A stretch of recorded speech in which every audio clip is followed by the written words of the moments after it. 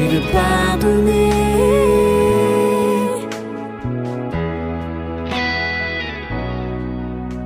Et de pardonner.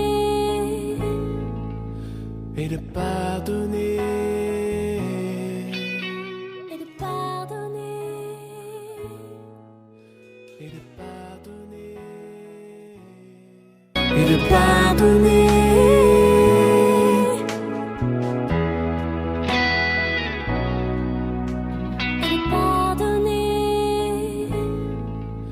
Et de pardonner. Et de pardonner.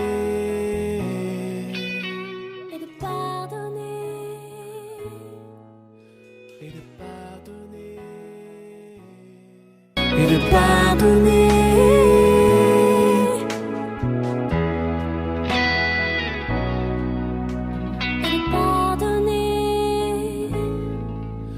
Et de pardonner. Et de pardonner. Et de pardonner. Bonjour bien-aimés, c'est vrai frères dans le monde entier, que la grâce de notre Père et l'amour de notre Seigneur Jésus-Christ vous soient multipliés et recevez le bonjour et la salutation fraternelle de tous les frères et sœurs qui se réunissent dans cette maison. Recevez également la salutation de l'église des Douala et des églises du Cameroun fraternellement. Que le Seigneur notre Dieu vous bénisse abondamment en Jésus-Christ. Dans tous les enseignements que vous allez recevoir, vous pouvez toujours nous contacter, poser des questions au plus 237 84 plus 237 94 01 94 40. Il commence plus 237 94 01 94 40. Aussi à 75 87 41 21 33 13 91 00. Souvenez-vous en ajoutant à chaque fois le 237, c'est l'indicatif du Cameroun, notre beau pays. Vous pouvez également nous contacter sur Skype. Sur Skype, c'est sur Junior, c'est le pseudo Skype. Notre pseudo Skype, c'est Junior. Nous y sommes présents, nous allons vous répondre autant que ce peut. 24 sur 24, si le Seigneur le permet. Le pseudo Skype, c'est Junior. Junior, c'est J-U-N-H-I-O-R-S. Junior, J-U-N-H-I-O-R-S.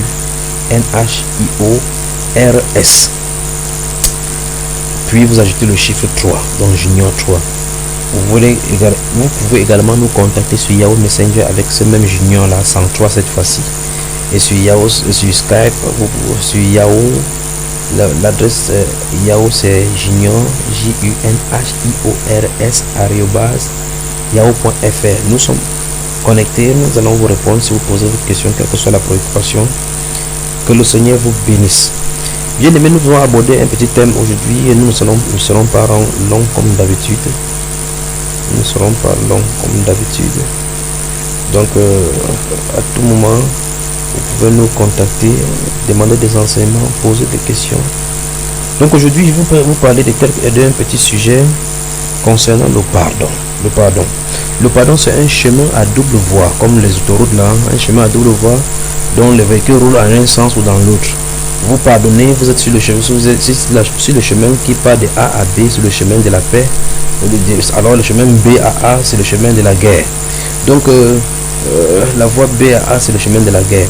Donc on a un choix à faire entre le chemin A à B ou la voie A vers B ou bien le sens B vers A. Bien aimé, je vais partager ceci avec vous. Souvenez-vous, quand les disciples du Seigneur Jésus sont venus lui demander de leur apprendre à prier comme Jean-Baptiste l'avait fait pour ses disciples, Jésus leur a donné un modèle de principe de prière. Je recommence ce mot, un modèle de principe de prière, c'est-à-dire ce qu'il faut faire ou dire pour être écouté en haut. C'est ce que les religieux appellent le Notre Père aujourd'hui. Vous voyez, n'est-ce pas? Donc ce Notre Père n'a pas été donné par le Seigneur pour que nous récitions comme les pharisiens et leurs disciples de nos jours, en répétant le Notre Père combiné de quelques rosées à Marie, le miracle se produira. Ce qui est curieux, c'est que ces personnes le récitent sans toutefois comprendre ce que le Seigneur dit dans ses principes célestes. Quand je parle de Marie, quelque chose m'arrête là. J'aimerais expliquer à tous ceux qui sont dans la dénomination appelés catholiques là. Et je tiens entre mes mains ce qu'on appelle le Compendium abrégé pratique officielle du catéchisme de l'Église catholique. C'est les éditions catholiques du Bénin. Ici je vois Compendium, c'est lettres apostoliques en forme de motu proprio pour l'approbation et la publication du Compendium du catéchisme de l'Église catholique. C'est signé par Benoît XVI, le pape, c'est celui-là qui a démissionné, qui a fui ses fonctions. Donc ici à la page du derrière, je vois en appendice là-bas prière commune, formule de la doctrine catholique. Donc je vais aller sur prière commune. À prière commune, je vois signe de la croix comme prière, signum crucis, doxologie, je vous salue Marie, ange de Dieu, le repos éternel, Angelus, Regina Coeli. Et c'est ce Regina Coeli qui m'intéresse là maintenant. Il y a Salve Regina Magnifica. Les catholiques sauront bien de quoi il est question. Subtum Benedictus. Ça, ce sont des, ils appellent ça des prières communes. Je ne sais pas ce que ça veut dire. Mais de toute façon, ce qui m'intéresse, c'est Ia Te Deum. Quoi? Veni Creator. Vande Sancte Spiritus. Âme du Christ. Souvenez-vous le rosaire. Voilà le fameux rosaire. Prière de l'encens. Prière de l'adieu à l'autel avant de quitter l'église après la liturgie. C'est grave ça. Prière pour les défunts. Acte de foi. Acte d'espérance, acte de charité, acte de contrition. Donc c'est écrit en même temps en français et en même temps en latin. Donc on va faire quelque chose là. Je vais m'arrêter un instant, si vous le permettez, pour parler avant d'avancer, parce que j'ai temps de vouloir parler de pardon et subitement le Saint-Esprit nous conduit dans cette voie-ci. Suivons seulement. Je vais parler parce que je vous aime. Ceci, ce n'est en aucun cas pour faire du mal à une religion, mais c'est afin que la vérité soit là. De toute façon, la vérité doit être prêchée. On ne peut pas faire autrement. La vérité doit être prêchée, quel qu'en soit le cas. Quel qu'en soit le cas. Je vais parler de Regina Coeli. Le Regina Coeli, c'est autant Pascal qu'on répète ça. Bien aimé dans le monde entier, vous qui êtes catholique, prêtre, évêque, archevêque, pape, papesse ou quoi encore.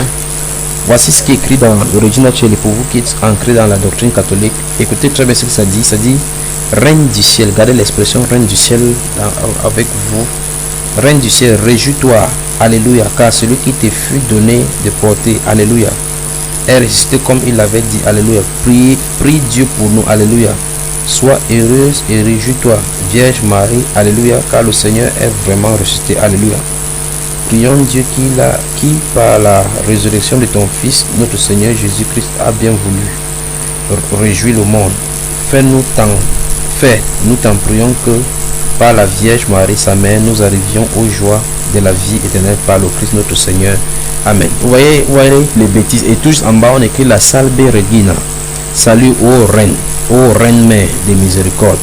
Notre vie, notre douceur, notre espérance, notre salut. C'est terrible. Nous crions vers toi, enfant d'être exilé. Vers toi, nous soupirons, gémissant et pleurant. Dans cette vallée de larmes, ô toi, notre avocate, écoutez très bien. Tourne vers nous ton regard miséricordieux. Et après cet exil, montre-nous Jésus, le fruit béni de tes entrailles. Ô clémente, ô miséricordieuse, ô douce Vierge Marie. Bien-aimé, je m'adresse particulièrement aux prêtres catholiques qui tiennent consciemment les gens dans la captivité, dans l'ignorance pour les entraîner en enfer. Je vais revenir sur ça lorsque nous allons parler de l'église catholique suppôt du diable et des abominations de l'enfer.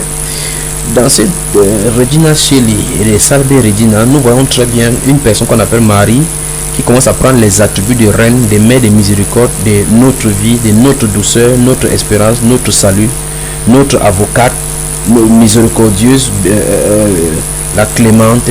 Donc les attributs qui sont réservés à Jésus-Christ sont directement incorporés à Marie. Et quand ils vont commencer à tourner en disant que non, on ne l'adore pas, on la vénère pour nous embrouiller en français.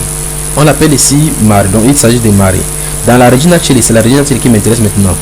toute personne qui prie Marie, parce que dans ces régions-là, ils ont vraiment dit là-bas, dans un refrain là-bas, que sois heureuse, réjouis-toi, Vierge Marie, alléluia. Donc, cette femme qu'on appelle Reine du ciel, c'est elle qu'on appelle Marie à l'église catholique. Maintenant, vraiment, qui est donc Marie d'après la Bible? Lisons le livre de Jérémie. Dans le livre de Jérémie, le mot Reine du ciel, le terme Reine du ciel vient 5 fois seul dans le livre de Jérémie. Jérémie chapitre 7, verset 17, la Bible déclare: les enfants ramassent du bois. Les pères, j'ai dit Jérémie chapitre 7, le verset 18. Les catholiques, lisez la Bible. Vous catholiques, vous prêtres catholiques, lisez la Bible et soyez délivrés. Vous prêtres catholiques, lisez la Bible et soyez délivrés. Les enfants ramassent du bois. Les pères allument le feu et les femmes pétrissent la pâte pour préparer des gâteaux à la Reine du ciel et pour faire des libations à d'autres dieux afin de mériter. Mes chers amis catholiques, la Bible déclare que la personne qu'on appelle Reine du ciel, quand vous la servez, ça hérite l'éternel. C'est ce que Dieu a dit ici. Donc, je reconnais que parmi vous, il y a des gens qui savent, qui veulent aimer Dieu comme ils le veulent, mais ils sont seulement tombés dans de mauvaises familles où on adore ces choses-là depuis. Vous avez grandi à l'intérieur, on vous parle, vous dites, je connais seulement 3 églises, catholiques, protestants et les musulmans. Mais je suis là pour te dire maintenant, je suis obligé de te dire la vérité. Même si tu ne veux pas écouter, même si tu veux, tu casses le CD. Si tu veux, tu éteins. Mais le Saint-Esprit m'a conduit. Je voulais parler de pardon. Ça m'a amené là-bas pour te parler de ceci. C'est toi qui m'écoutes maintenant. Si tu priais la Reine du ciel, ou bien cette Marie-là, l'avocate, la Reine, la miséricorde, ainsi de suite, la Marie qui dénoue le nœud, tu ferais mieux d'abandonner maintenant parce que ta prière hérite l'éternel.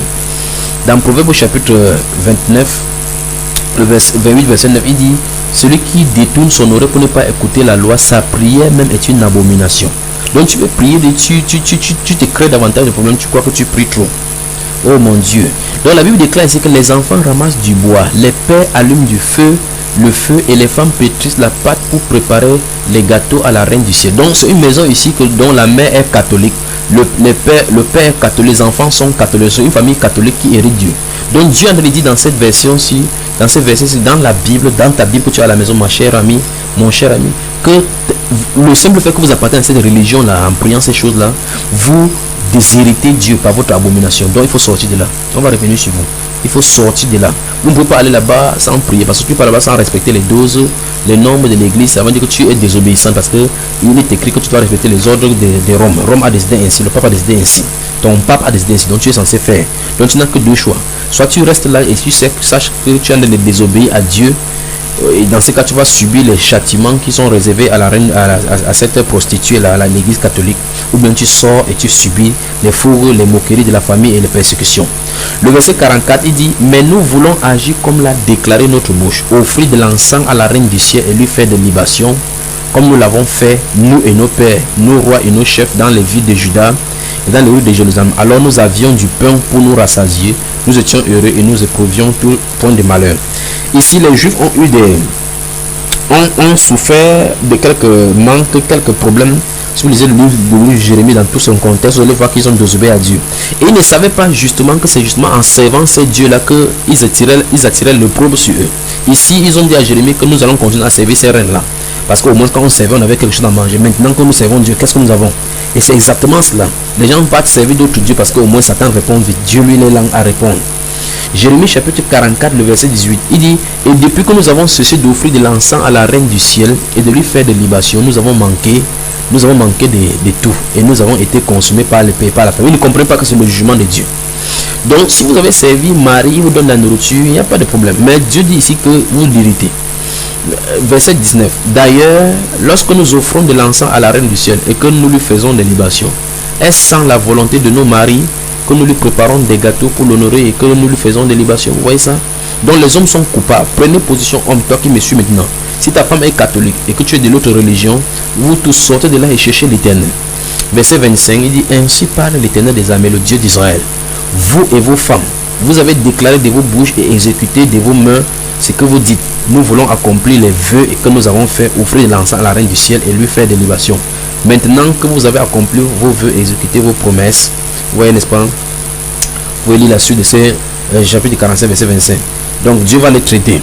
Donc je voulais seulement montrer à une catholique qui me suit maintenant, que la femme qu'on vous présente dans votre religion appelée Marie, mère de Jésus, là, ce n'est pas elle, c'est la Reine du ciel. Dans la Bible, on l'appelle Cybèle, on l'appelle Astarté, on l'appelle Diane. Si tu lis Actes des Apôtres, on l'appelle Diane, la Diane des Éphésiens, c'est elle dont le simulacre est tombé du ciel. Donc la statue, la forme de la statue que vous avez maintenant, c'est une statue qui était tombée du ciel depuis le temps des gens. Donc les gens ont représenté cette image là qui est présentée maintenant. Le problème maintenant, c'est que cette démon là qu'on appelle Marie aujourd'hui, la reine du ciel, je recommence encore, ce n'est pas la mère du Seigneur Jésus-Christ. Lui, elle est morte, elle est enterrée, elle attend la résurrection comme tout le monde, comme les apôtres, comme nous autres aussi, si nous mourons aujourd'hui. Donc cette Marie là, cette reine du ciel que vous voyez là, c'est ce qu'on appelle, si vous avez entendu l'histoire de Osis et d'Osiris en Égypte, elle avait toujours un petit enfant entre les mains. Donc dans cette coutume là, dans la tradition babylonienne mésopotamienne, entre Nimrod et Sémiramis, entre Osis et Osiris, c'est une histoire qui est, comment je vais dire cela, c'est une histoire qui est commune à l'histoire chrétienne de tel instant qu'il y a une femme qui va porter un petit enfant qui est censé être le sauveur du monde. C'est pour cela que ça n'a pas été difficile à l'église catholique d'incorporer les doctrines païennes à l'intérieur et de changer ces choses-là. Donc c'est l'adoration des dieux étrangers que les catholiques ont pris en mettant en incorporant les noms des différents dieux, des différents noms chrétiens maintenant. Vous pouvez lire le livre de l'historien Durand et voir exactement comment il a décrit cela dedans. Ce n'est pas le moment d'en parler. Lorsque nous allons parler, lorsque nous allons revenir bien là-dedans. Donc, je vais revenir ceci. Toute prière que vous voulez faire et vous faites au nom de Marie, en une autre personne en dehors de Jésus-Christ, sachez que vous héritez Dieu, mes amis catholiques et toute autre personne là. Dieu a dit dans sa parole dans 1 Timothée chapitre 2, le verset 5, que car il n'y a qu'un seul Dieu ou aussi un seul médiateur entre Dieu et les hommes, c'est Jésus-Christ. Jésus-Christ homme. Jésus-Christ homme.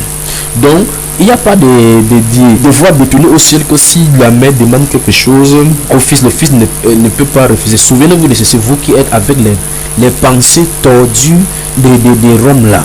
Vous avez les pensées tordues de Rome là. Jésus-Christ qui est ressuscité, sa mère n'est pas Marie. C'est Jésus qui est né sur la terre, dont la mère était Marie. Je vais vous lire deux passages de l'écriture rapidement avant de continuer dans notre enseignement. Deux passages de l'écriture. 2 Corinthiens chapitre 5. 2 Corinthiens chapitre 5. Il dit encore, Jésus qui est ressuscité, sa mère n'est pas Marie. Ça vous choque, ça choque. Chapitre 5 de 2 Corinthiens dit, ainsi, dès maintenant, nous ne connaissons personne selon la chair. Et si nous avons connu Christ selon la chair, maintenant nous ne le connaissons plus de cette manière. La Bible déclare dans 2 Corinthiens 5, verset 16, ainsi, dès maintenant, nous ne connaissons personne selon la chair. Et si nous avons connu Christ, écoutez bien, si nous avons connu Christ selon la chair, maintenant nous ne le connaissons plus de cette manière. Nous ne sommes pas selon la chair. Donc, Christ qui est maintenant n'est pas le Christ qui était dans la chair. J'espère que ça vous voit là. Dans le livre d'Hébreux, parce que c'est Christ ressuscité. C'est pour ça que Jean, qui se couchait sur sa poitrine, l'a vu aller de Patmos dans Jean, Apocalypse de Jean. Il s'est prosterné parce que ce n'est plus la même personne, mes chers amis. Celui qui est ressuscité là, c'est un corps glorieux. C'est le Dieu de gloire. Hébreux chapitre 7. Hébreux chapitre 7. La Bible dit, en effet, c'est Melchisédek, à partir du verset 1. En effet, c'est Melchisédek, roi de Salem, sacrificateur du Dieu très haut, qui alla au devant d'Abraham lorsqu'il revenait de la défaite des rois, qui le bénit et à qui Abraham donna la dîme de tout, qui est d'abord roi de justice d'après la signification de son nom, ensuite roi de Salem, c'est-à-dire roi de paix, qui est sans père, écoutez bien, qui est sans père, sans mère, sans généalogie, qui n'a ni commencement de jour ni fin de vie, mais qui est rendu semblable au Fils de Dieu. Donc le Fils de Dieu n'a ni commencement de jour ni fin de vie. Lisons encore le livre de Michée, prophète Michée au chapitre 5. Pour que tu vois là, amis de Marie, les enfants de Jésus, de cœur, aussi le cœur de Jésus, l'Immaculée Conception. Alors maintenant, Michée chapitre 5, écoutons très bien. Et toi, Bethléem, Michée chapitre 5, et toi, Bethléem, Ephrata, petite entre les milliers de Judas, de toi sortira pour moi celui qui dominera sur Israël, et dont l'origine remonte au temps ancien. Écoutez bien. Celui donc qui va sortir donc pour régner sur Israël, on dit son origine remonte au temps ancien, au jour de l'éternité. Donc son jour, l'âge de Jésus, c'est l'âge de l'éternité. Si tu peux compter l'âge de l'éternité, compte. Marie, elle est née quand?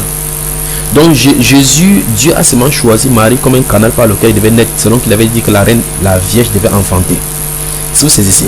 Donc cette femme-ci qu'on appelle reine du ciel n'est autre que le démon Astarté.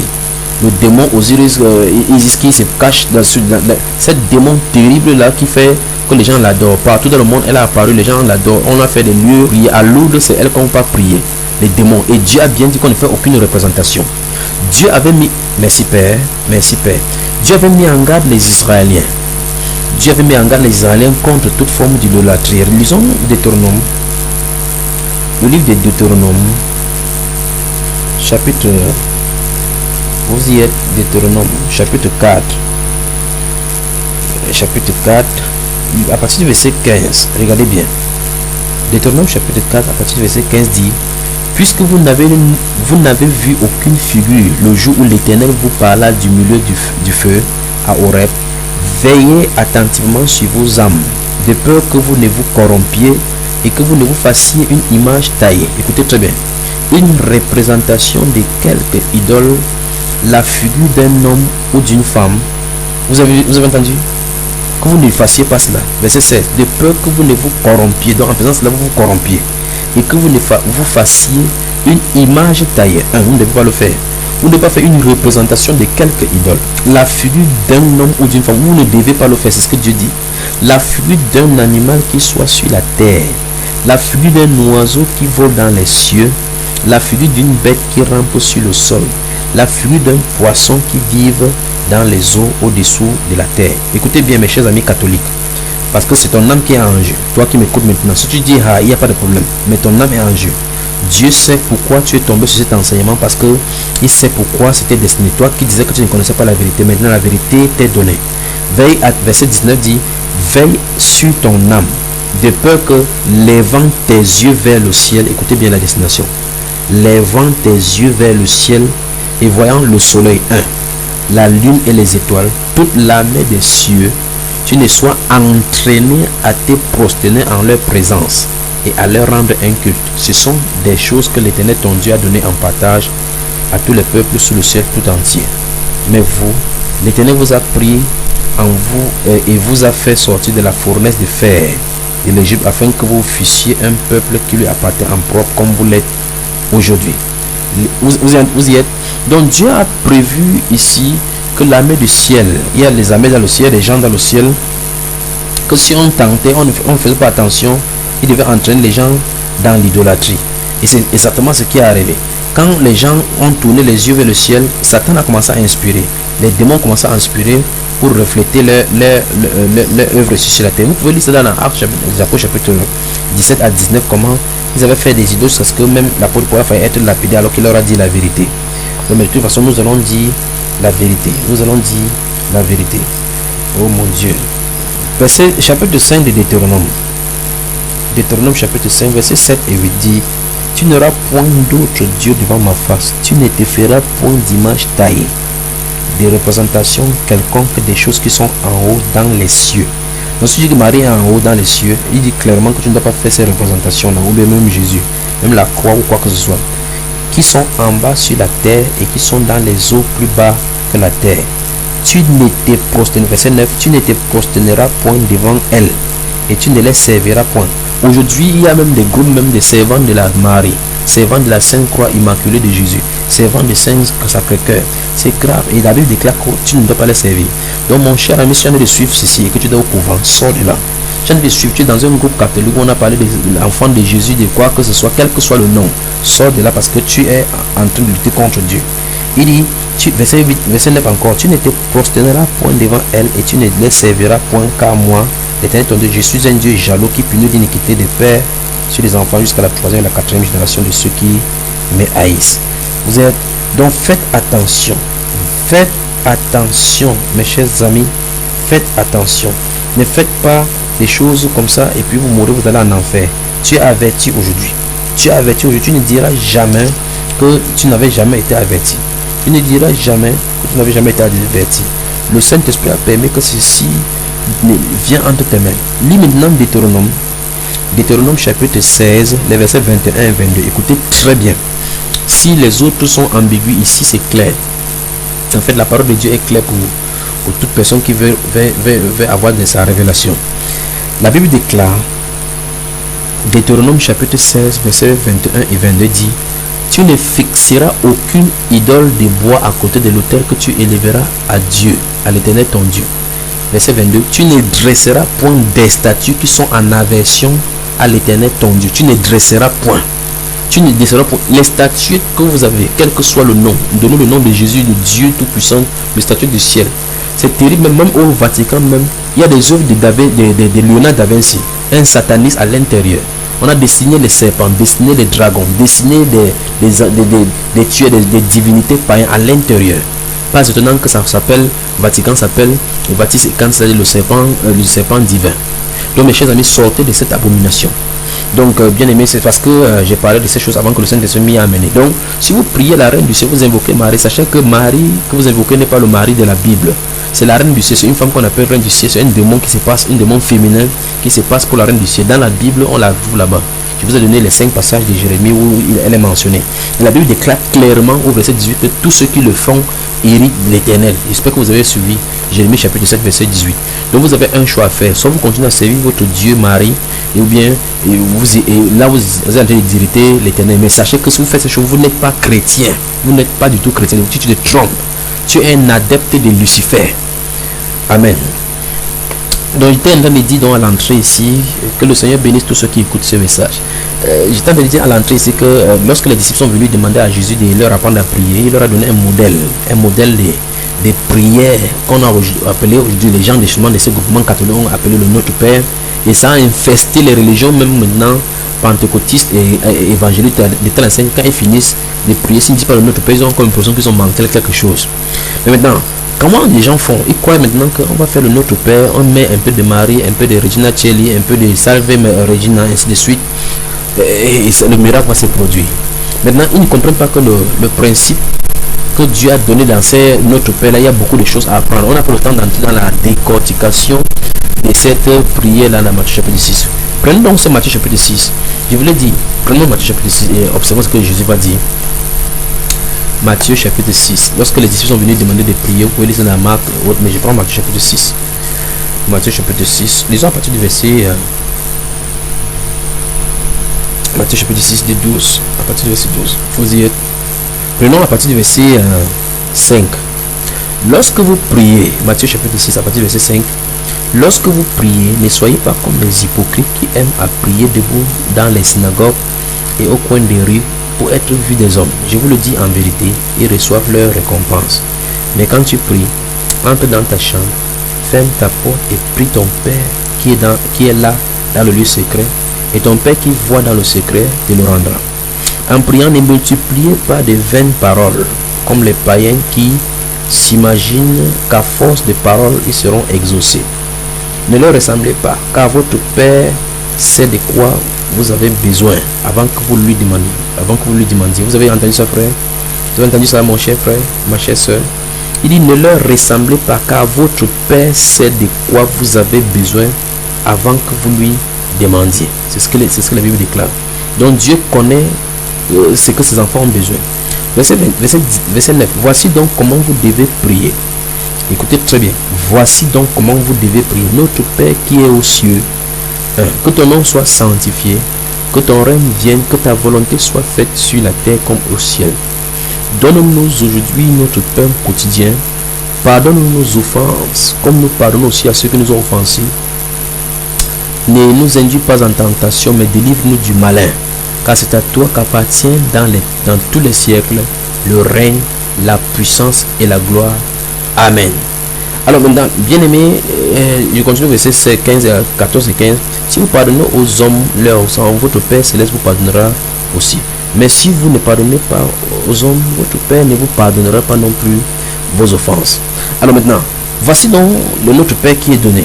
J'ai dit, je n'entre pas dans l'enseignement parce que ce n'est pas la prière. La preuve, les disciples qui ont posé la question à Jésus pour savoir comment, ils ont dit, Jean-Baptiste a demandé à monter à ses disciples à prier, mais nous ne savons pas prier. Jésus leur a dit ce qu'il faut faire.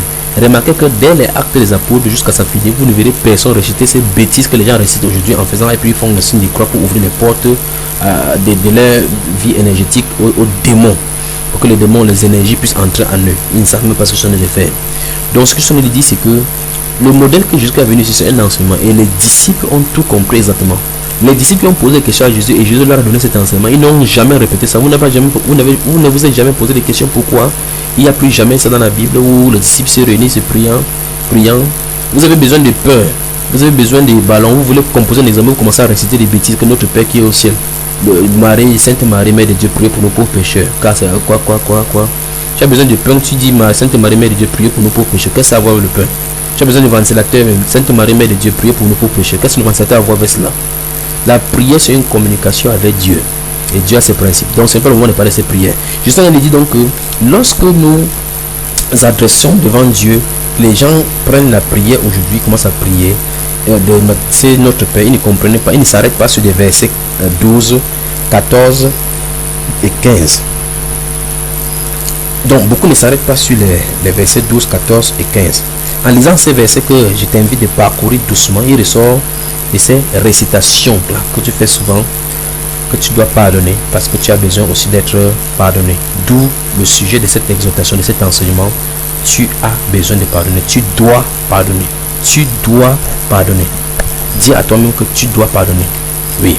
Donc, des versets 12, 13, 12, 14 et 15. Lisons encore les versets 12, 14 et 15. Donc, au lieu de réciter notre Père qui est au ciel, que ton nom soit sanctifié, et vous restez, vous ne comprenez pas ce qu'on dit là-bas. Et tu fais comme ça, celui qui est assis à côté de toi, tu es sorti de la maison, tu ne parles pas avec quelqu'un. Tu vis avec quelqu'un dans la maison, vous ne changez pas de mots. Tu es une femme qui a été têtue à ton mari, tu sors pour aller dans ton église, entre guillemets. Tu ne parles pas à ton mari. Tu es en partant, tu as dormi dehors. Le mari dort dehors, après dimanche, vous êtes à l'église, comme vous le racontez. Des bêtises comme ça. Donc, désormais, quand vous allez lire maintenant, allez doucement au verset 12, 14 et 15. Lisons cela et voyons ce que le Seigneur Jésus dit. Verset 12, il dit: pardonne-nous nos offenses comme nous pardonnons aussi à ceux qui nous ont offensés. C'est ce qu'il dit d'abord au verset 12. Il dit: pardonne-nous comme nous pardonnons. Donc, il y a une relation directe entre ce que tu fais et ce que Dieu doit faire. Donc, il dit, la condition pour que Dieu te pardonne, c'est que tu dois pardonner. Il dit: pardonne-nous nos offenses comme nous pardonnons. Le contraire, c'est que ne nous pardonne pas nos offenses comme nous ne nous pardonnons pas aussi à ceux qui nous ont offensés. Bien aimés, mes chers amis, ça veut dire que si tu as quelqu'un que tu as gardé sur le cœur, sache que tu es un candidat pour l'enfer, quel que soit ce qu'il t'a fait. Tu vas me dire que c'est difficile, on va voir. Je sais une chose, pendant que tu m'entends maintenant, peut-être plusieurs personnes t'ont certainement fait du mal. Alors tu as décidé que ceux-là, pour toi, ils sont morts et enterrés. Non, mon ami, tu dois les ressusciter maintenant. Je dis bien maintenant parce que ta vie de maintenant et celle au-delà en dépend. Écoute encore ce que Dieu dit: mais si vous ne pardonnez pas aux hommes, votre Père ne vous pardonnera pas non plus vos offenses. Je crois que c'est clair. Regardons là verset 14. Si vous ne pardonnez pas aux hommes leurs offenses, votre Père céleste, il dit, si vous pardonnez aux hommes, verset 14, si vous pardonnez aux hommes leurs offenses, votre Père céleste vous pardonnera aussi. Mais le contraire, mais si vous ne pardonnez pas aux hommes, votre Père ne vous pardonnera pas non plus vos offenses. Donc vous voyez très bien que le verset 12 qu'il a dit en haut, il a expliqué au verset 14 et 15 en donnant ce qui veut dire et le contraire. Sache alors que si tes péchés ne sont pas pardonnés, si tu veux construire des églises dans ton village et donne à Dieu, comme tu dis, à la fin de ta vie ici-bas, tu iras certainement en enfer, dans le feu éternel qui a été préparé pour le diable et ses démons. Même si on t'enterre dans ton église, comme on a fait pour le pape là, parce qu'on a dit qu'il ne doit pas entrer la poussière, parce qu'il ne faut pas que Genèse chapitre 3 s'accomplisse sur lui, le commandement de Genèse s'accomplisse sur lui. De toutes les façons, il est décédé, il n'est plus là. Donc même si on t'enterre à l'intérieur, on te met les formats, on met les propres sur toi, on te met dans les vides, on met le web comme sur toi, pour qu'on te consulte sur internet à chaque fois. On te servira à rien, tu iras certainement en enfer. Amen. Donc il est absolument impératif que tu pardonnes. Dieu dit que si tu ne pardonnes pas, tu as des comptes à lui rendre. Lisons Matthieu chapitre 18. Matthieu le chapitre 18. Nous sommes toujours dans le livre de Matthieu. Matthieu chapitre 18. Donc si tu ne pardonnes pas, tu as vraiment des comptes à lui rendre. Matthieu chapitre 18. Nous parlons là, si vous venez de nous prendre là, nous parlons du pardon. Tu as besoin de pardonner. Tu dois pardonner. C'est une obligation. Je dis dois. C'est un devoir. Tu dois pardonner. C'est un commandement. Matthieu chapitre 18. Matthieu chapitre 18. Lisons les versets 21 à 35. Écoutez doucement. Alors Pierre s'approcha de lui et dit: Seigneur, combien de fois pardonnerai-je à mon frère lorsqu'il péchera contre moi? Serait-ce jusqu'à 7 fois? Jésus lui dit: je ne te dis pas jusqu'à 7 fois, mais jusqu'à 70 fois 7 fois. Après, il donne maintenant une parabole. C'est pourquoi le royaume des cieux est semblable à un roi qui voulut faire rendre compte à ses serviteurs. Quand il s'est mis à compter, on lui amena un qui devait 10 000 talents. Comme il n'avait pas de quoi payer, son maître ordonna qu'il fût vendu, lui, sa femme, ses enfants et tout ce qu'il avait, et que la dette fût acquittée. Le serviteur, se jetant à terre, se prosternant devant lui et dit: Seigneur, aie patience envers moi et je te paierai tout. Ému de compassion, le maître de ses serviteurs le laissa aller et lui remit la dette. Écoutez bien ça, lui remit la dette.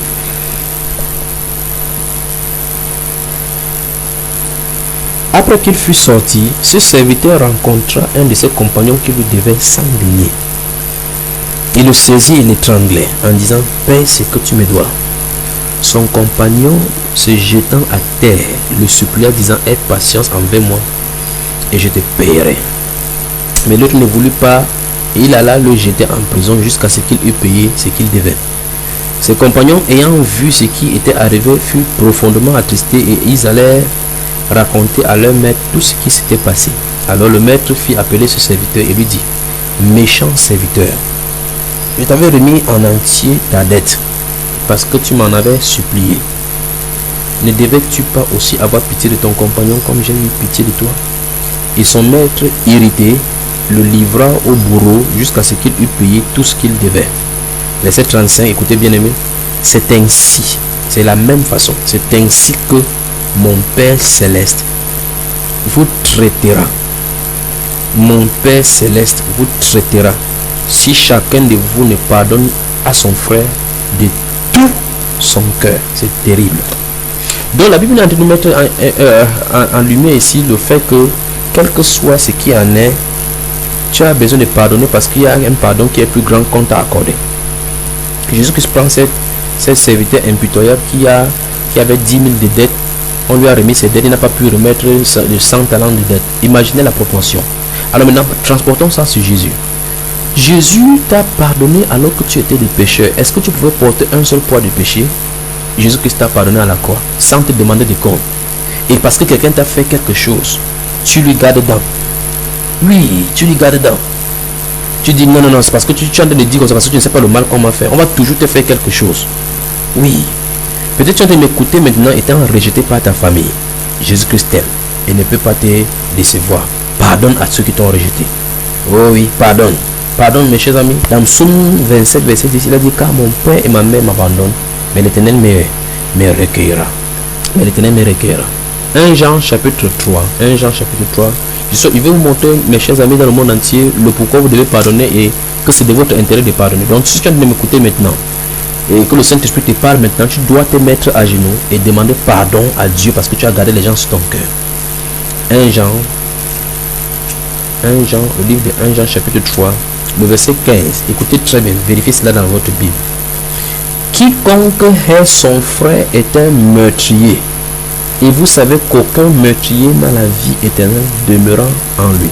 Donc s'il y a quelqu'un sur ton cœur que tu as, c'est Dieu qui donne la définition, c'est pas moi qui écris. Si tu as quelqu'un sur ton cœur que tu hais, la Bible déclare que tu es un tueur. C'est pour cela que tu vas aller en enfer. J'espère que tu comprends l'importance maintenant. Donc dans l'Ancien Testament, il fallait verser le sang pour qu'on sache que tu as tué. Dans le Nouveau Testament, c'est dans le cœur que ça se passe. C'est un peu comme quand quelqu'un regarde une femme pour la convoiter, il a combien ajouté avec elle dans son cœur. Vous voyez ça, n'est-ce pas? Dans le Nouveau Testament, la loi de la grâce là est terrible plus que la loi. Donc ça aurait été mieux que vous désiriez la loi pour obéir ça doucement. Et quand même vous allez obéir à toutes les lois là, vous n'aurez pas la vie. La Bible déclare ici que quiconque hait son frère, il a dit quiconque, soit fils de pasteur, pape, n'importe quoi, président de la République, si tu ne pardonnes pas quelqu'un, donc si tu m'écoutes maintenant que tu es président de la République et qu'un opposant a failli te renverser ton gouvernement, mal parler de toi dans la presse, la Bible déclare que si tu le hais, alors tu as un compte à rendre à Dieu, ta place c'est un enfer. Il a dit parce qu'il a dit qu'aucun meurtrier n'a la vie éternelle demeurant en lui. Si tu n'as pas la vie éternelle, c'est la damnation éternelle, mon cher ami.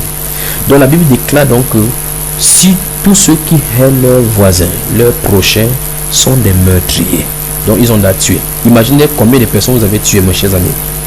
Oh, imaginez combien de personnes. Donc peut-être tu m'entends maintenant alors que tu as des échecs dans la vie. Tu n'as pas trouvé de travail. Les gens te méprisent à cause de ton niveau scolaire, de ta position sociale. Peut-être ton mari t'a déçu en te trompant avec ta ménagère. ou même avec la copine très proche que tu aimais. Et pour cela, tu lui gardes dedans. Tu as pensé que les hommes ne valent rien. Tu as décidé de te replier sur toi-même. Maintenant, tu as un ordre du Seigneur. Tu dois pardonner. Tu dois pardonner. Tu n'as pas le choix. Tu dois pardonner. Je te dis, tu dois pardonner. Si tu ne pardonnes pas, n'aie pas plus devant Dieu pour prier, pour quoi que ce soit. Parce que Dieu a dit, et lorsque vous êtes debout, faisant votre prière, si vous avez quelque chose contre quelqu'un, pardonnez afin que votre Père qui est dans les cieux vous pardonne aussi vos offenses. Mais si vous ne pardonnez pas, votre Père qui est dans les cieux ne vous pardonnera pas non plus vos offenses. Il faut lire ça dans Marc au chapitre 11, le verset 36. As-tu compris? Alors, éteins maintenant ce que tu as de suivre maintenant cet enseignement, mais pause, tu te mets à genoux. Toute personne, pendant que je suis en train de parler maintenant, oui, tu connais. Le Saint-Esprit te rappelle que tu as telle chose. N'essaie pas de dire que non, je n'ai pas de problème avec telle personne. Si tu as, pour tester que si tu as pardonné vraiment, quand on appelle le nom de la personne, ou bien tu vois quelque chose, ou bien quelqu'un qui lui ressemble, l'amertume vient sur ton cœur, la tristesse vient, si ton visage était en joie, les rides commencent. Voilà le signe que tu n'as pas pardonné. Si tu entends le nom de quelqu'un, tu es dans une conversation, tu dis à l'autre que non, si tu mentionnes encore son nom, je ne suis pas avec toi, on se sépare ici. Alors mon cher ami, tu n'as pas pardonné. Donc la Bible déclare là que si vous ne pardonnez pas, votre Père qui est dans les cieux ne vous pardonnera pas non plus vos offenses. Donc, mets pause, reste tranquille maintenant. Il dit bien maintenant. Et pardonne tous ceux qui t'ont offensé, dont tu as gardé dans ton cœur. Et peut-être tu m'écoutes maintenant et que tu vis avec des membres de ta famille. À la maison, on te menace. Tous les travaux domestiques, c'est à toi de les accomplir. Lorsqu'on voit les films, tout le monde est au salon, c'est toi qu'on envoie pour faire telle chose. Quand il y a un petit chose à faire à la maison, c'est toi. Quand il y a n'importe quoi, on accuse. Eux, ils ne savent pas peut-être que tu as les as gardés dans le cœur. Laisse-moi te dire qu'il y a un Dieu dans les cieux qui sonde les cœurs et les reins. Abandonne maintenant et pardonne-leur. Dieu voit ce qu'on te fait. Dieu voit ce qu'on te fait. Laisse-le être juge. Ne te fâche pas, sinon tu vas avoir des crises cardiaques. Regarde comment tu as mal souvent au cœur quand tu te couches. Parce que tu as gardé les gens dans le cœur. Et pas quand tu es devant eux, tu restes comme ça avec hypocrisie. Et tu as des cauchemars, des songes comme ça là, à cause de cela. Oh, pardonne. Laisse-la à Dieu. Parce que ce que Dieu dit dans 2 Thessaloniciens, chapitre 1, le verset 6 à 8. Il dit, car il est de la justice de Dieu de rendre l'affliction à ceux qui vous affligent et de vous donner, à vous qui êtes affligés, du repos avec vous. Lorsque le Seigneur Jésus apparaîtra du ciel avec les anges de sa puissance au milieu d'une flamme de feu pour punir ceux qui ne connaissent pas Dieu et ceux qui n'obéissent pas à l'évangile de notre Seigneur Jésus-Christ. C'est dans 2 Thessaloniciens, le chapitre 1, les versets 6 jusqu'au verset 8. À partir de ce niveau-ci, je m'arrête un peu pour te poser une question. Sonde ton cœur maintenant, toi qui m'écoutes. Sonde ton cœur. Qui as-tu gardé dans le cœur? Peut-être tu es fâché contre Dieu lui-même. Oui, je suis en train de parler comme ça. Dieu là, le Dieu dont je sais, tu es fâché. Tu le tiens pour responsable de tout ce qui t'arrive comme malheur dans ta vie. Tu as fréquenté, tu étais premier de la classe, maintenant tu n'as pas trouvé de travail. Tu étais belle parmi tes copines, maintenant tu n'as pas trouvé de mariage. Maintenant tu te fâches contre Dieu en disant que la vie est injuste. Tu as besoin de repentance et d'accepter le pardon que Dieu t'a accordé en Jésus-Christ notre Seigneur. Oui. Il y a des personnes dont la mention du nom te fait rougir, alors tu as de l'amertume dans ton cœur contre ces personnes. Tu dois pardonner. Y a-t-il quelqu'un qui t'a blessé en te traitant de moins que rien, des fils ou des filles des pauvres? Ah, tu dois pardonner. Il dit, tu dois pardonner. Oui, tu dois pardonner. Tu dois pardonner, c'est Dieu qui dit. Si on te traite n'importe comment, il n'y a pas de problème. On a traité Jésus des misérables, des fils des charpentiers, des enfants illégitimes. Oui, mais il a pardonné. Tu dois pardonner. Donc, peut-être là où tu m'écoutes maintenant, tu as le sida et tu n'as pas pardonné à celui qui te l'a transmis. Dans ton cœur, tu as seulement dit que tu n'as pas reçu seul, tu n'as pas parti seul. Tu décides d'aller distribuer et de faire de gaffe pour remettre cela à qui de droit. Chaque homme qui vient, tu peux dire que ok, la boutique n'est pas scellée, tu peux entrer comme tu veux. Mais Dieu te voit. Tu dois pardonner. Peut-être ton collègue de service t'a fait du mal et tu lui gardes rancune. Tu attends seulement un jour. Que un jour, tombe dans mon piège. Piège disciple, tu vois même, je vais te montrer. Ne fais pas cela car tu peux te retrouver en enfer avec cette attitude dans le cœur. Tu dois pardonner. Il dit bien, tu dois pardonner. Lisons Proverbe. Proverbe chapitre 24. Proverbe. Pour que tu entends ce que Dieu dit. Donc si ton collègue t'a fait n'importe quoi, il t'a fait n'importe quoi, tu dois pardonner. Dis-lui que mon cher, tu as fait des choses, ça ne m'a pas plu. Tu dis ça. Proverbe chapitre 24, le verset 29 dit quelque chose d'intéressant. Écoute bien. Écoutez très bien. Ne dis pas, je lui ferai comme il m'a fait. je rendrai à chacun selon son œuvre. Vous entendez? La Bible déclare que je ne dis pas je lui rendrai comme il m'a fait. Vous avez entendu? Donc, ce n'est pas à toi de rendre de justice. Dans Romains chapitre 12, il a dit que si ton ennemi a faim, donne-lui à manger. S'il a soif, donne-lui à boire. Quand en faisant cela, c'est des charbons de feu, le charbon ardent que tu mets sur sa tête. Tu peux lire ça dans Romains chapitre 12, Romains chapitre 12, verset 18 à 21. Je sais que le constat est amer. Je sais que le constat est amer. Tu as peut-être raison pour ce que tu reproches à tous ceux qui t'ont fait du mal. Oui, tu as raison. Tu as raison de dire par exemple que ta mère t'a abandonné, que personne ne prend soin de toi, n'a pas pris soin de toi. Tu as toutes les raisons. Donc en analysant, tu as toutes les raisons. Je ne dis pas que tu n'as pas les raisons. Mais laisse-moi te dire que la question n'est pas ce qu'ils t'ont fait. Dieu te demande maintenant si tu veux pardonner et lui laisser soin d'être le juge. Il a dit que le juge, la Bible déclare que le juge est à la porte. Oui, le juge est à la porte. Peut-être on t'a violé. Même ton propre père, peut-être tu m'écoutes maintenant, on t'a violé, ton propre père t'a violé. Et tu es devenu triste. Tu t'es renfermé à toi-même. Tu dois pardonner. Tu as un pardon. Tu as besoin de te libérer. Tu dois pardonner et accepter la délivrance de Jésus-Christ. Oui. Peut-être un pasteur t'a promis le mariage et finalement est allé avec ta copine, avec ta meilleure amie. Et tu as dit maintenant que les pasteurs sont méchants, il n'y a pas de vrais serviteurs de Dieu. Tu dois pardonner. Oui. Peut-être tu as dit tes secrets à ton ami en qui tu avais totalement confiance et cette dernière l'a livré en spectacle. Et à partir de ce niveau, tu as plié ton petit doigt pour dire que c'est fini avec lui. Madame, mon cher, tu dois pardonner. Ta mère et ton père t'ont-ils abandonné? Oh, et désormais tu as dit que tu ne peux pas les pardonner. Que vous vous rencontrez quelque part, tu ne dois pas nous pardonner. Oh mon Dieu, la Bible déclare que tu dois pardonner. Tu dois pardonner à ton père. Tu dois pardonner à ta mère. Oui. Pendant qu'on parle, tu es quelque part, on parle de père et de mère. Tu pars dans ton coin, tu pleures. Tu dois pardonner et accepter la réconciliation. Oui. Peut-être tu as appris que ceux avec qui tu vis ne sont pas tes vrais parents. Et que tu as été abandonné et jeté. Et on t'a ramassé comme ça, donc tu es dans la poubelle. Alors tu t'es fâché contre ta mère naturelle, contre ton père naturel. Qu'est-ce que tu as fait pour mériter cela? Tu t'es fâché. Quand tu es seul, tu pleures. Tu dois pardonner. Tu dois pardonner. Oui. Peut-être tu étais premier de ta classe. On savait que s'il y a quelqu'un qui doit être présent dans le public, c'est toi. Ouais, on savait que s'il y a quelqu'un qui va avoir de l'emploi, c'est toi. Mais la vie a réservé un tournure que tu n'as pas maîtrisé. Alors maintenant, quand tu vois tes amis, ceux qui étaient les derniers de la classe, dans des grosses voitures, tu as de l'amertume sur le cœur en disant que voilà comment la vie est injuste. Tu dois pardonner. Tu dois pardonner, mon cher ami. Peut-être tu es une fille belle, une fille très belle même, belle de figure. Au lycée même, peut-être tu étais même la mannequin. Tu étais même Miss Monde, ou Miss Vie, Miss Afrique, ou Miss ton pays. Mais maintenant, quand tu te regardes, tu as fané. Pourquoi? Parce que tu es tombé dans le piège avec ta vie. Tu as livré ton corps à la volupté et les enfants sont entrés. Par conséquent, aucun homme ne veut de toi parce que tu as des enfants. Et là, tu as gardé rancune au père de tes enfants. Que si celui-ci n'avait pas mis dans cette situation, s'il ne serait pas là. Oh, ma chère amie, tu dois pardonner. Oh, peut-être tu m'écoutes maintenant. Que tu es une personne dont l'église a séparé ta famille. On t'accuse même de sorciers, de sorcières. On a blessé tes enfants contre toi, ta femme contre toi. Tu souffres au-dedans de toi et tu dis que c'est fini avec les églises. Le Seigneur te dit que tu dois pardonner. Tu dois pardonner et le laisser être juge.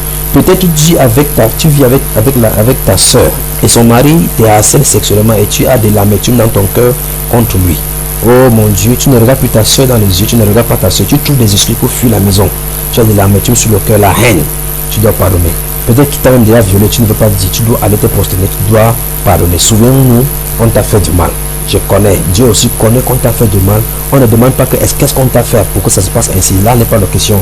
La question c'est individuel. Ton cœur doit être traité devant Dieu. Tu dois pardonner. Peut-être ta femme a eu un enfant avec ton voisin, ton ami ou bien ton frère. Tu as commencé à haïr les femmes. À cause de cela, tu as commencé à boire, tomber dans l'alcool, chercher les femmes. Mon cher ami, tu dois pardonner. Tu dois pardonner. Et ton collègue de service, ton collègue de service te déteste alors que tu fais tout ton effort. Tu fais tout ton effort, tu rends ton service comme il se doit. Peut-être que c'est ton patron même et tu rends le service n'importe comment, mais quand il y a à calomnier, c'est toi qu'on accuse et on accuse injustement. Toi qui m'écoutes maintenant, tu dois pardonner. Tu dois pardonner parce que la Bible déclare que heureux lorsqu'on dira injustement de vous des propos injustes à cause de Jésus. Donc si tu rends la justice, tu vis selon la miséricorde, selon Jésus-Christ et on te persécute, on te fait n'importe quoi, Jésus-Christ en est responsable. Peut-être on malparle de toi chaque fois quand tu passes dans le bureau, dans la famille, à l'école. On malparle de toi au quartier. Et tu as juré, tu t'es braqué en toi-même tant que tu ne pardonnes plus, que c'est terminé. Oh, tu as besoin du pardon de Jésus-Christ. Tu as besoin de pardonner parce que Jésus-Christ va te demander de compte. Donc mon cher ami, quelle que soit ta situation, peut-être je ne vais pas nommer ta situation ici. Peut-être je ne vais pas nommer ta situation ici. Peut-être tu as été trompé par un homme. Tu vis maintenant avec un mari qui s'est bien habillé, t'a trompé, il a loué les voitures, il est entré dans une famille riche, t'a invité dans une maison grande, tu as cru que c'était un homme riche, mais tu ne t'étais pas rendu compte que c'était un clochard, que c'était quelqu'un qui n'avait pas de l'argent, mais qui a utilisé seulement cette position pour t'épouser. Et tu es tombé dans le piège parce que tu avais les yeux sur l'argent, et depuis tu veux le tromper, parce que tu cherches comment le traiter pour que ça lui fasse mal. Tu dois pardonner. Tu dois pardonner. Tu dois pardonner. Tu dois pardonner. Voilà la parole. La parole de Dieu dit dans ces Romains chapitre 12 verset 17 à 21 que si ton ami a faim, donne-lui à manger comme je citais tout à l'heure. Amen. Donc les gens sont tellement rancuniers. Dès qu'ils rencontrent une nouvelle personne, ils racontent tout le mal que tel leur a fait. Oh, tu sais connaître telle personne. Non, tu ne peux pas savoir. Oh mon Dieu, c'est ce qu'ils racontent. Que tu ne peux pas savoir ce qui m'a fait comme mal. Oh, je ne peux pas savoir. Mais toi, tu peux savoir quel mal on fait au cœur de Dieu chaque jour qu'on vit dans le péché. Pourtant, Dieu nous a pardonné quand nous étions encore des pécheurs. Il nous a pardonné sans nous demander quoi que ce soit. Il nous a pardonné pas que c'est nous qui sommes venus vers lui, c'est lui-même qui est descendu vers toi. C'est lui qui est descendu vers moi. C'est lui qui est venu vers nous pour nous chercher alors que nous étions dans la boue. Il n'était pas obligé de venir. Lui, il est saint, nous sommes des pécheurs. Mais ça n'a pas empêché de venir vers nous. Il a trouvé des solutions pour venir dans la création, pour venir nous sauver dans la boue. C'est ainsi que Dieu veut que nous nous pardonnions. Les uns, les autres bien-aimés. Donc, mon cher ami, tu dois pardonner. Tu dois pardonner. Tu dois pardonner. C'est une obligation. Tu dois pardonner. Tu dois pardonner. Tu dois pardonner. Je répète ça pour que ça puisse entrer bien. Tu dois pardonner. Colossiens chapitre 3. Colossiens, le chapitre 3. Colossiens chapitre 3, les versets 13 et 14. Colossiens chapitre 3, le verset 13 et 14 dit: supportez-vous les uns les autres, et si l'un a sujet de se plaindre de l'autre, pardonnez-vous réciproquement, de même que Christ vous a pardonné. Pardonnez-vous aussi. Mais par-dessus toutes ces choses, revêtez-vous de la charité qui est le lien de la perfection. La Bible déclare que on se pardonne mutuellement comme Christ nous a pardonné. Le volet qui dit comme Christ nous a pardonné est très intéressant. Comment Christ nous a pardonné? Christ nous a pardonné alors que nous étions encore les pécheurs, c'est-à-dire que c'est nous qui sommes fautifs. Donc même si quelqu'un est fautif, même si c'est quelqu'un celui qui te fait du mal qui est fautif, pardonne la personne. Alors tu vas faire comme Christ lui l'a demandé qu'on fasse. Oh alléluia, si on pouvait vivre dans la voie du pardon. Donc voilà pourquoi vous voyez les rancunes qui sont dans le cœur. C'est ça qui fait que quand on se demande de quelqu'un, tu commences à raconter le mal qu'il a fait. Bien qu'on va faire les assises dans les familles, on s'assoit, on dit que tel problème est terminé. Vous dites c'est terminé, vous buvez même le jus de la des réconciliations. Mais dès que vous sortez, on demande comment ça se va, comment tu vas. Non, sauf non, je vais très bien, sauf tel qui m'a fait trop du mal. Oh non, c'est pas comme ça. C'est pas comme ça. Souvenez-vous, je ne dis pas de pardonner et oublier. Il n'y a pas un verset biblique pour les êtres humains d'oublier les offenses. C'est pas possible. C'est seulement Dieu qui a cet attribut-là de pouvoir oublier. Et si tu voles quelqu'un et on te pardonne, chaque fois quand tu vas voir la personne, tu vas savoir que c'est cette personne qui avait volé. Mais c'est l'attitude de fermer la page que Dieu attend de nous. Il faut que tu saches ceci. Dès que tu pardonnes, ne reviens plus dessus. D'autres personnes partent même des groupes de prière où l'on prie contre les ennemis. Là-bas on dit je renverse, que les flèches tombent dans la tête de mes ennemis, que le feu brûle mes ennemis, alors que Jésus n'a pas dit ça. On prie ainsi que Dieu tue nos ennemis. Non mon ami, non mon frère, non ma soeur. Si tu es dans un groupe de prière où on prie que on envoie le feu sur les ennemis, on envoie les flèches, que toutes flèches que les ennemis ont envoyées vers nous, que ça se renvoie dans leur cœur. Ne priez pas comme ça, c'est parce que la Bible nous enseigne. Dieu ne veut pas leur mort, mes chers amis. Ils sont d'autant précieux à ses yeux que toi. Maintenant, je te pose une question simple pour que tu comprennes ce qu'il veut dire. Si tu pries que celui qui t'a offensé périsse, combien de personnes toi-même tu as déjà offensé toi-même depuis que tu vis cette terre-ci? Réponds sincèrement. Tu as déjà offensé qui? Ok, maintenant, si tu dis personne, tu n'as jamais offensé personne, c'est que franchement tu es le deuxième Jésus qui doit venir sauver l'humanité. Alors maintenant, c'est clair donc que tu as eu des gens que tu as offensés. Supposons que ces gens-là priaient que Dieu aussi te tue. Où serais-tu aujourd'hui? Tu comprends exemple pourquoi Jésus a dit que priez pour vos ennemis. Allons dans Matthieu chapitre 5 pour voir ces principes là-bas. Donc si quelqu'un te dit que non, Psaume dit que non, brise les dents, dit que c'est Psaume, dit que Jésus a dit qu'il a été dit, mais moi je vous dis. On appelle ça la loi royale. Alléluia. Jean chapitre 5. La Bible déclare au verset 38, à partir du verset 38 que vous avez appris qu'il a été dit œil pour œil et dent pour dent. Mais moi, je vous dis de ne pas résister aux méchants. Si quelqu'un te frappe sur la joue droite, présente-lui aussi l'autre. Si quelqu'un veut plaider contre toi et prendre ta tunique, laisse-lui encore ton manteau. Donc si un bandit vient chez toi et dit ok, je vais prendre ton... Ouais, donne-lui même la clé de la voiture. S'il vole ta télévision, il oublie le DVD, même la télécommande, donne-le lui, c'est ce que je viens de le dire. Verset 41. Si quelqu'un te force à faire un maël, fais-en deux avec lui. Verset 42. Donne à celui qui te demande et ne te détourne pas de celui qui veut emprunter de toi. Vous y êtes. Verset 43. Vous avez appris qu'il a été dit, tu aimeras ton prochain et tu haïras ton ennemi. Mais moi je vous dis Jésus, aimez vos ennemis. Vous y êtes. Tu ne peux pas aimer quelqu'un et prier contre cette personne. Ouais. Dans le 2 1 Pierre chapitre 2 verset 23, il va dire qu'on prie pour ses ennemis. Aimez vos ennemis, vous devez aimer plutôt. Il dit par ensuite, bénissez ceux qui vous maudissent, faites du bien à ceux qui vous haïssent et priez pour ceux qui vous maltraitent et vous persécutent. Vous voyez ça mes chers amis? Donc Jésus-Christ veut que n'importe qui t'a fait n'importe quoi, tu pardonnes, tu le laisses agir. C'est comme ça que les enfants de Dieu doivent fonctionner. Et verset 45 conclut, afin que vous soyez fils de votre Père qui est dans les cieux, car il fait lever son soleil sur les méchants et sur les bons, et il fait pleuvoir sur les justes et sur les injustes. Vous voyez, verset 46. Si vous aimez ceux qui vous aiment, quelle récompense méritez-vous? Les publicains aussi n'agissent-ils pas de même? Et si vous saluez seulement vos frères, que faites-vous d'extraordinaire? Les païens aussi n'agissent-ils pas de même?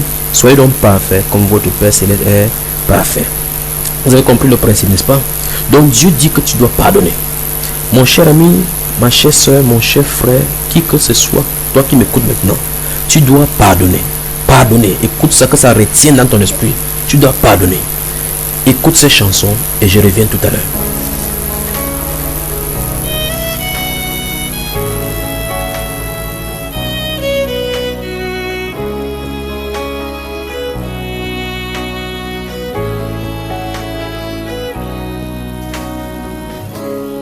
Tant de souffrances, j'ai dû endurer.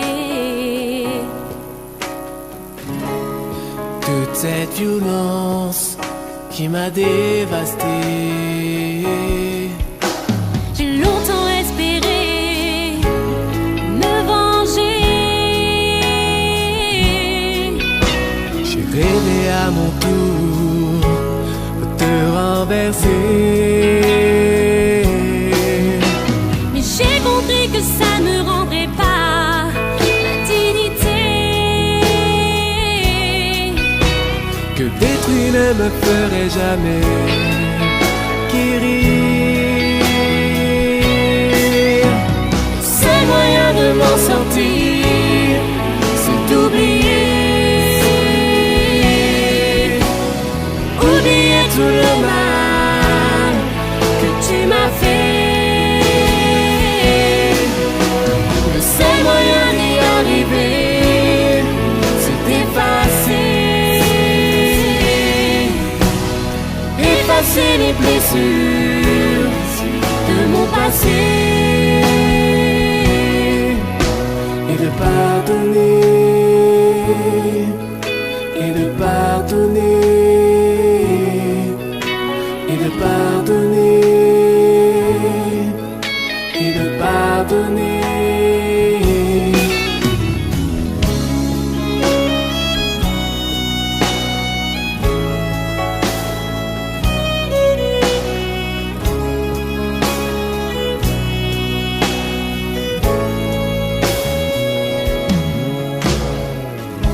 Se sentir trahi, anéanti,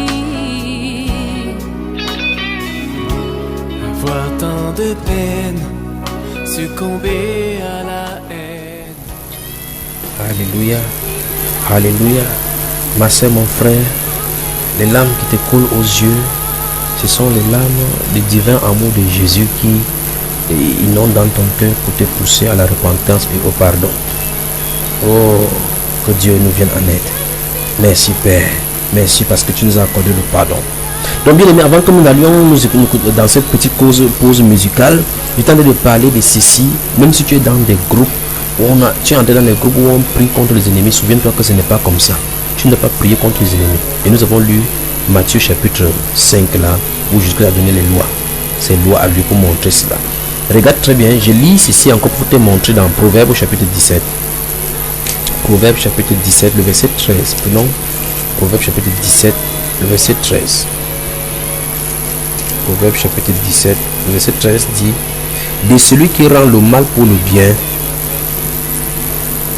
le mal ne quittera point la maison. Donc si tu fais du bien à quelqu'un, il te rend ça par le mal. Dieu dit clairement que le mal ne quittera point sa maison. Donc maintenant, imagine que c'est toi qui vas faire le mal maintenant. Ça ne quittera pas parce que c'est la loi de Dieu. Dieu est juste. Voilà pourquoi il faut rester tranquille que Dieu accomplisse sa loi. Sa parole dit d'ailleurs que si tu fais du bien à quelqu'un, il te rend ça par le mal. Reste tranquille. La Bible elle promet que le mal ne quittera point sa maison. Amen. Amen. Allons au chapitre 24. Proverbe chapitre 24. Lisons les versets 17 et 18. Versets 17 et 18. La Bible dit: ne te réjouis pas de la chute de ton ennemi. Ne te réjouis pas de la chute de ton ennemi. Donc même si quelqu'un t'avait fait n'importe quoi, la personne meurt par accident, il est dans une maladie, si tu dis tente de haut ta bouche, on dit que c'est bien fait pour lui. C'est que Dieu va te traiter. Écoutez très bien. Ne te réjouis pas de la chute de ton ennemi et que ton cœur ne soit pas dans l'allégresse quand il chancelle. Vous avez entendu ça, mes chers amis? Je crois que les gens doivent être vraiment des vrais chrétiens. Verset 18. De peur que l'Éternel ne le voie, que cela ne lui déplaise et qu'il ne détourne de lui sa colère. Donc la Bible nous montre là clairement que ton ennemi, Dieu a la colère au-dessus de lui. Mais si tu ris de ton ennemi, si tu te réjouis parce que ton ennemi a chuté, la Bible déclare clairement que Dieu va détourner sa colère dessus de lui. Et imagine par où ça va aller. Donc la Bible enseigne donc qu'on ne rende à personne le mal pour le mal. La Bible dit aussi dans le livre de Romains chapitre 12, verset 17 à 21, je vais citer. La Bible dit: ne rendez à personne le mal pour le mal. Recherchez ce qui est bien devant tous les hommes. Vous avez entendu? Devant tous les hommes. S'il est possible, autant que cela dépend de vous. Soyez en paix avec tous les hommes. Écoutez ça, bien aimé. Soyez en paix avec tous les hommes. Tous les hommes, soyez en paix. Voilà pourquoi la paix est liée à la vie. Dans Hébreux chapitre 12, verset 14, il a dit que recherchez la paix et la sanctification. La paix et la sanctification sans laquelle nul ne verra l'Éternel. Alléluia. Il dit, écoutez bien, ne vous vengez point vous-même. Nous sommes dans le Romains chapitre 12 là. Ne vous vengez point vous-même. Ne vous vengez point vous-même. Donc ce n'est pas à toi de rendre justice, bien aimé, mais laissez agir la colère. Comme on a lu dans ces Proverbes chapitre 24, verset 18 là, 17 à 18, où Dieu a dit que sinon il va détourner sa colère dessus de lui, parce que la colère va agir.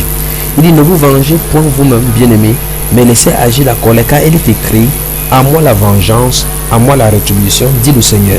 Mais si ton ennemi a faim, parce que vous devez faire, vous ne priez pas contre lui. Si ton ennemi a faim, il n'a pas dit que tu lui donnes la hartada, le poison, le cyanure, non. Il dit: mais si ton ennemi a faim, donne-lui à manger.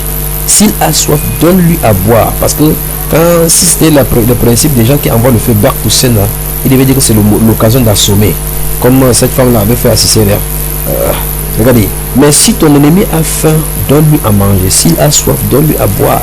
Car en agissant ainsi, ce sont des charbons ardents que tu amasseras sur sa tête. Ne te laisse pas vaincre par le mal, mais surmonte le mal par le bien. Donc plus on te fait du mal, plus tu te dois d'aimer et de pardonner. Alléluia. Donc voilà la parole de Dieu. Je crois que c'est la même Bible que tu lis. Si tu n'en veux pas, tu déchires ta Bible. Si tu ne veux pas pardonner, déchire. Si tu ne veux pas que ça se trouve dans ta Bible, déchire. Donc, au lieu de passer du temps dans la prière à réclamer, à pleurer, demandant la mort de tes ennemis, prie pour eux et tu auras l'approbation du Dieu Tout-Puissant des cieux et de la terre. Prie pour eux. Plus tu pries pour eux, ils ne mériteront pas la prière. La colère va venir sur eux et la bénédiction viendra sur toi. C'est la solution. Dans la première épître de l'apôtre Jean, il est dit au chapitre 4, verset 6. Nous sommes des dieux. Celui qui connaît Dieu nous écoute. Celui qui n'est pas de Dieu ne nous écoute pas. C'est par là que nous connaissions l'esprit des vérités et l'esprit de l'erreur. Donc ne serait pas étonnant que tu entends ceci. Tu dis que celui-là, tu es qui pour me dire de pardonner? Je ne fais pas. C'est ton problème. Alors si tu ne pardonnes pas, je dirais pour ma part que tu n'es pas enfant de Dieu. Parce que tous les enfants de Dieu sont les enfants du pardon. Par conséquent, les enfants de l'amour. Parce que l'amour et le pardon sont intimement liés et indissociables. Si tu ne pardonnes pas à quelqu'un, alors tu hais la personne. Si tu pardonnes à quelqu'un, alors tu aimes la personne. C'est lié. Donc, pour faire autrement. Donc, si tu entends ceci étant enfant de Dieu, je te pose seulement une question. Depuis combien de temps tu n'as plus demandé pardon à quelqu'un? Alors ça veut dire que soit tu n'offenses plus personne, soit tu es coupé de Dieu depuis, tu as séché, tu es sèche, je ne sais pas. Donc examine-toi maintenant, bien-aimé. Jésus est à la porte. La Bible déclare, pour nous, nous pardonnons parce que Dieu nous a pardonné en Christ. Dans Romains chapitre 5, et dans 2 Corinthiens chapitre 5, le verset 17 à 20. Vous voyez ça, n'est-ce pas? Il dit que Dieu était en Christ, réconcilier le monde avec lui-même en imputant point aux hommes leurs péchés. Dieu était il était en train de faire son travail là pour le travail de réconciliation sans nous. Nous étions à côté et c'est même nous, les membres de la terre qui l'ont défiguré, insulté, craché, s'est moqué de lui, mais il était là pour nous, pour briser pour notre péché. Donc quel que soit ce qu'on t'a fait, tu peux pardonner. N'endurcis pas ton cœur. Ne donne pas accès au diable dans ta vie. Accepte ce qui t'est arrivé et continue avec Dieu. Demande au Seigneur de te pardonner car tu es un meurtrier digne d'aller en enfer. Demande-lui de t'accorder la grâce de pardonner tous ceux qui t'ont offensé d'une manière ou d'une autre. Pardonne mon cher ami afin que la paix de Christ vienne habiter en toi. Pardonne. Pardonne mon cher. Pardonne ma chère. Si tu pardonnes, tu verras toi-même comment il y a la joie dans le pardon. Oh, que Dieu te bénisse. Que Dieu te bénisse. Si tu as décidé de ne pas pardonner, de toute façon, je termine simplement par ces paroles venant de Dieu. Celui donc qui rejette ses préceptes ne rejette pas un homme, mais rejette Dieu. Que le Seigneur te bénisse. Que le Seigneur te bénisse. Que le Seigneur t'accorde le pardon. Que Dieu t'accorde de pardonner. Que Dieu t'accorde de réfléchir. Que Dieu t'accorde son pardon. Que Dieu te révèle son pardon qu'il a accordé en Jésus-Christ. Soyez bénis tous au nom du Seigneur Jésus-Christ. Amen.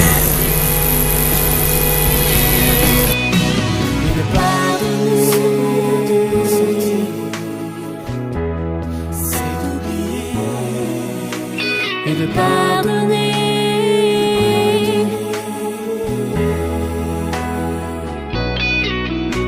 Et de pardonner. C'est d'effacer. Et de pardonner.